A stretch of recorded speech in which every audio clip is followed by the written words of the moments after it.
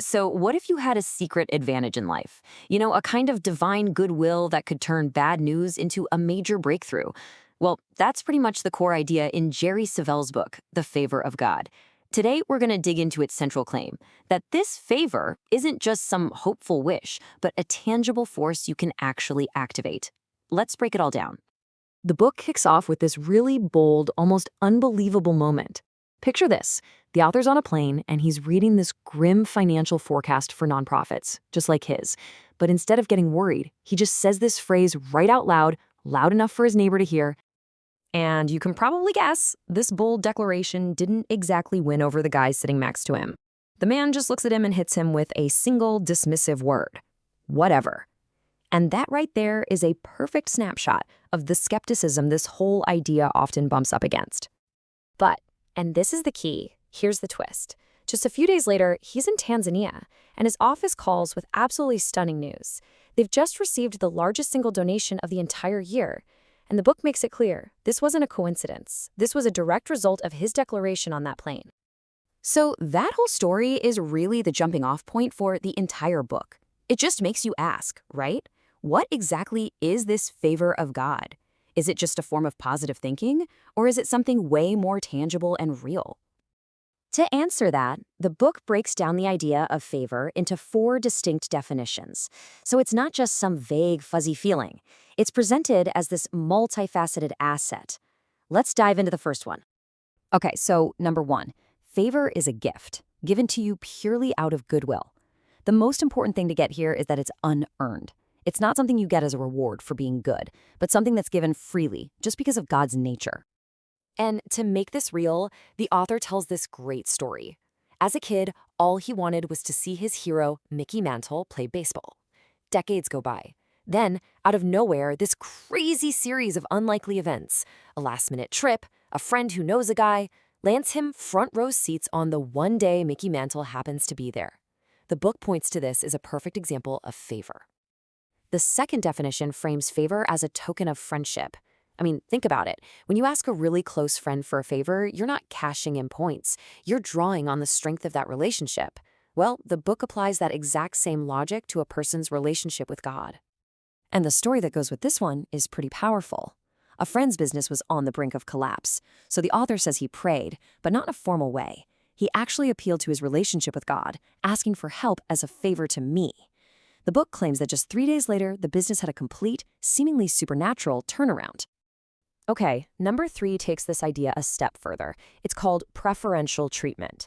And this is where the concept moves beyond just God's actions and into the real world of human interaction. It's the belief that favor can literally cause other people to treat you in a special, beneficial way. And the example for this one is pretty wild. After helping out at an event in Indianapolis, the author is just unexpectedly made an honorary deputy sheriff. And that badge becomes like this golden ticket, an all-access pass to the Indy 500.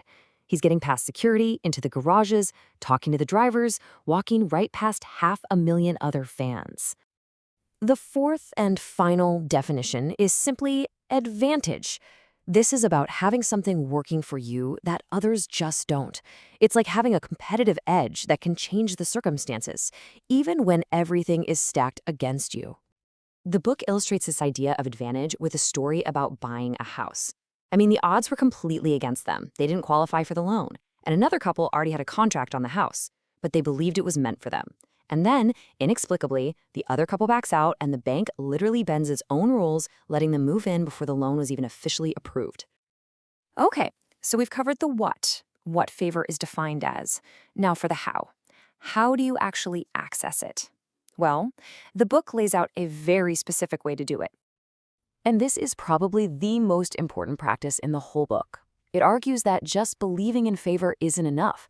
The key is to declare it out loud, to speak it into existence, just like the author did on that airplane. That act of speaking is presented as the switch that flips on the power of favor. So why does declaring it actually work? The book makes this really sharp distinction between what it calls a relationship and religion. Religion is presented as this system of rules and traditions that can actually block favor. But a personal relationship, on the other hand, is seen as the direct channel that favor flows through, and it's unlocked by that personal vocal declaration. Now, on top of declaring it, the book gives 3 keys to actively increase favor in your life. First, consider your ways, which basically means making sure your lifestyle aligns with God's principles. Second, hear instruction, which is about really digging into the Bible for guidance. And third, get understanding, which means you have to work to truly grasp what this concept of favor is all about. So, if you do all this, what happens? What are the results?